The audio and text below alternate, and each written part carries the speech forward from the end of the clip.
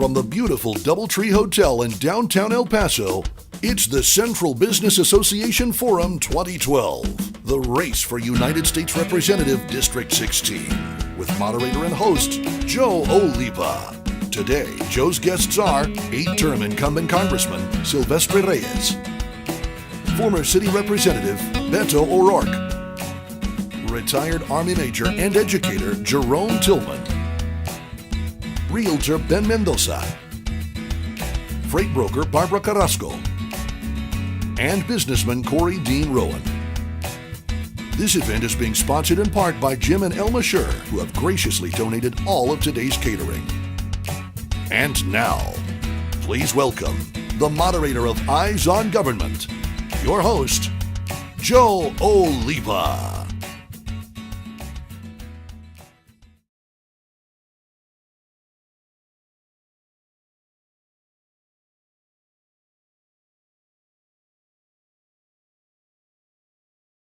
Good afternoon. I'm Mike Dipp Jr.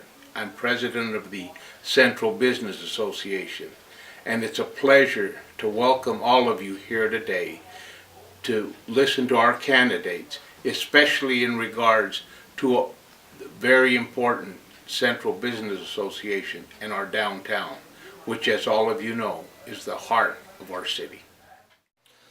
Many communities don't understand that the downtown center is the identifying force of a community, but the downtown skyline identifies that community. And downtown Houston is not similar to downtown El Paso. Downtown Phoenix is not similar to downtown Albuquerque. So the downtown skyline and the downtown identifying factor is important for people from throughout the community, especially now when we now have been mandated to have single-member districts over the last 30 years. We've ended up having 7 or 8 different mayors and then a super mayor that oversees the whole thing. But the downtown area brings a community back together. To replicate what San Antonio has is stupid for us anyway. So the reality is San Antonio has played up the pride in the culture, in Mexican culture, that we've been denying since our inception. If we're going to become the community we should become, it's important for us to acknowledge it and to herald it, and so that it in fact becomes who we are. There's a constant question of subliminally, are you American or are you Mexican?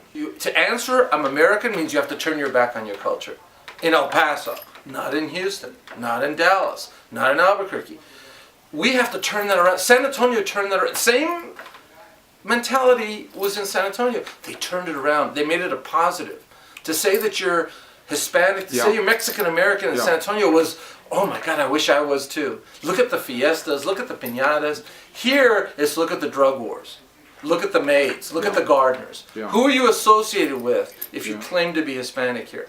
Without seeing, God, if I claim to be Hispanic, I'm also talking about posadas, and I'm also talking about the beautiful songs and the fiestas and the piñatas. I'm not seeing the good side.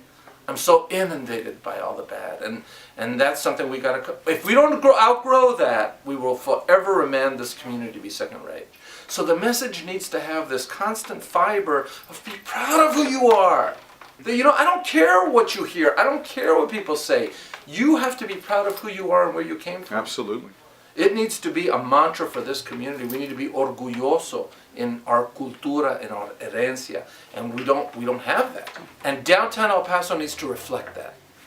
It needs to show our pride in our community and in our culture. And if we're attracting people from Mexico, that isn't a bad thing, that's a good thing. Whereas many El Pasoans may think that's a bad thing. They're coming from Mexico, they're druggies, that's not true. These are the ones who have sustained our economic stability, certainly in the downtown area, for 100 years. And we're losing it. Not because they're not coming, but because they're now going to Target, Kmart, Best Buy, and Walmart. And our downtown dynamic is dying. And so all of us have to commit ourselves to reestablishing that, or in the end, we'll all lose something important.